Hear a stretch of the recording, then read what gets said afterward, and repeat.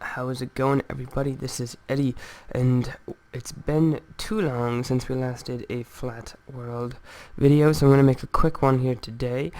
It's about funneling mobs in a water system, so you have a wide area where they can be, and they funnel down into a smaller area, and some problems you might have and how to fix them. They're pretty simple, but I'm going to need it for a bigger project that's over there, sneak peek.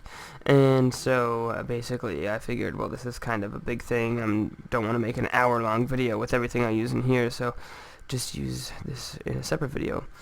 So I've set up two scenarios, and it's 8 wide water stream heading into 2, and then a different looking one that is 4 wide going down to 1, but the difference mainly besides the size is that this one kind of funnels down on both sides, so it's 8 long, then it's 6 long, then it's 4 long, then it's 2 long, or wide, I guess I should have said for all those.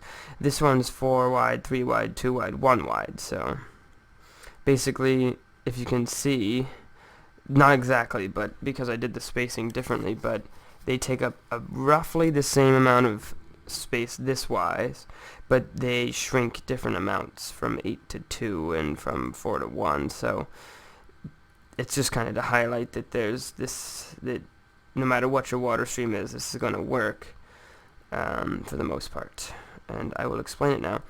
So these two over here though are exactly what you'd think when you think of a funnel. These ones are the working ones for the most part. There's one change we have to make, but to demonstrate the problem that you have, let me get off of peaceful, and that's these corners here, as you can see, stuck, stuck, stuck, stuck. Only one of the 5 made it through. We'll let them slowly burn to death. No. Well, before we do, and then over here, same deal. Stuck, stuck, stuck.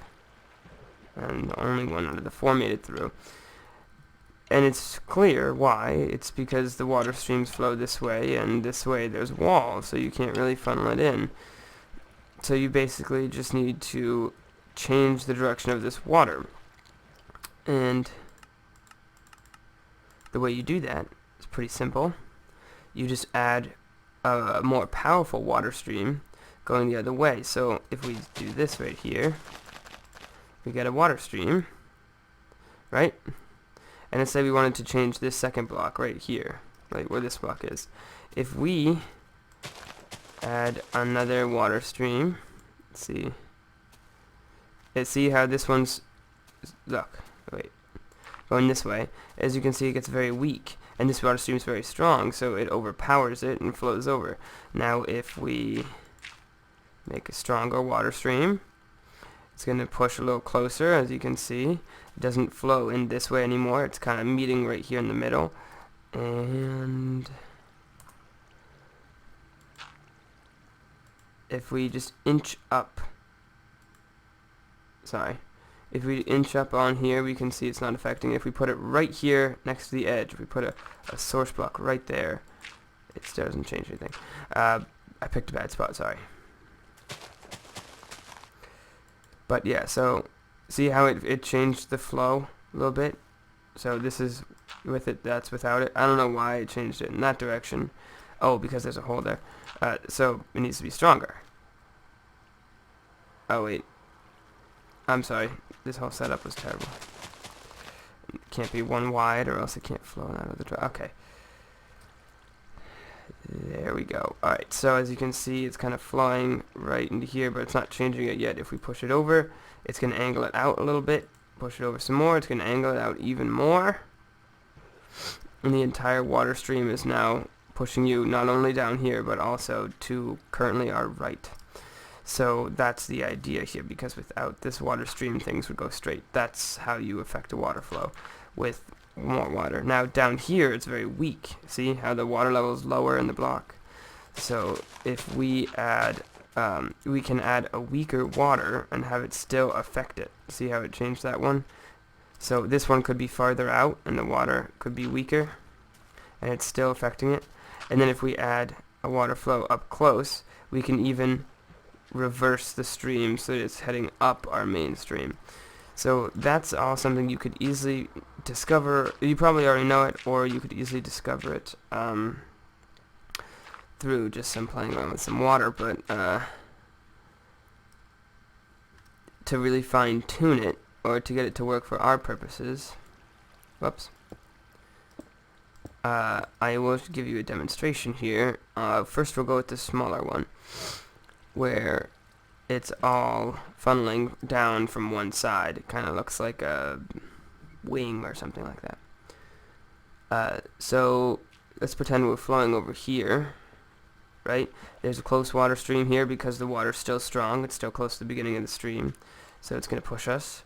And then this one's a little farther down the stream, so the water stream can be farther away to hit the sweet spot where the water, it's hard to see, I'm sure, but the water in the block that we want, it might be easier to see with a darker backdrop or lighter backdrop. Let's find out. Darker. But anyways, the water is heading directly to our right now. There's no angle to it at all, which will have him turn the quickest and have him stay stuck the least amount of time. So we try to hit that sweet spot. And then here we have to drop down to keep the water stream going, and this is a special case where the source block actually is right here to direct the flow, because the water's so strong. And there we go. So this other one over here is the same deal.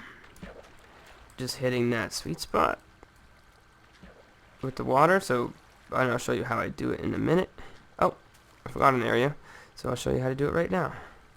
I was going to show you over here, but I forgot to do this one and that one, so we'll do it right now. Okay, so basically what I'm going to want to do is just make a long tube of like a long tube like that, sort of like a long trench. I'm going to put water in it, and the water's going to flow. We're going to see how much does it affect the water. It angled it a little bit, but we want it to go sideways, so we need it to be closer. So let's move the water up one block, and it's perfect. Alright, that's where it should be. But of course, if we started out closer like this, we'd see, oh, that's affecting way too much. Let's pull it back, etc. One block at a time, pulling it back until finally we hit the sweet spot. So I'm calling it. We hit exactly where we want it to be so that the water is pushing us away. And down here again, and we'd funnel down to 2 wide.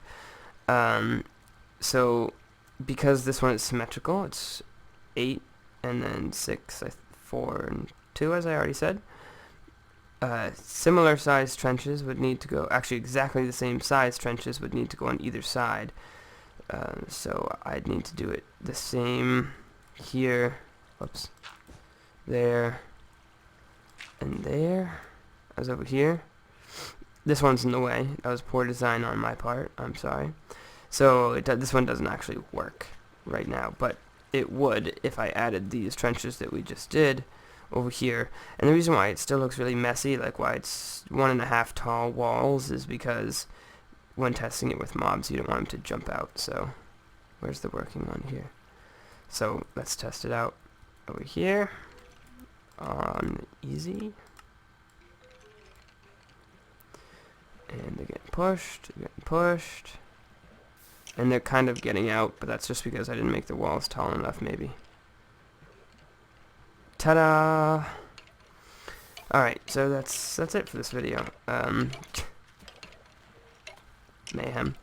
Yep, and a big one is coming up soon. It's this here. You can probably tell what it is already. I've talked about it in the Let's Play and everything, so look forward to it. But I might be using water and this system in it. Actually, I probably will. Need to funnel the mob I'm sorting in here into smaller space because there's a lot of possibility as to where it will enter my water system. And yeah, so it's gonna be good. It's gonna be a huge, big project, lots of fun, and hopefully very useful. So yeah, thank you for watching this video. If you enjoyed it, please show some kind of support. I really appreciate it. Any feedback on the system, if there's an easier way to do it, if you think using pistons would be better or something like that, please let me know. Love that feedback. Love learning new things about Minecraft. And happy to be back doing something on the flat world after such a long time on the Let's Play, and of course that will continue as well. So yeah, thank you for watching, and I'll see you on the next episode.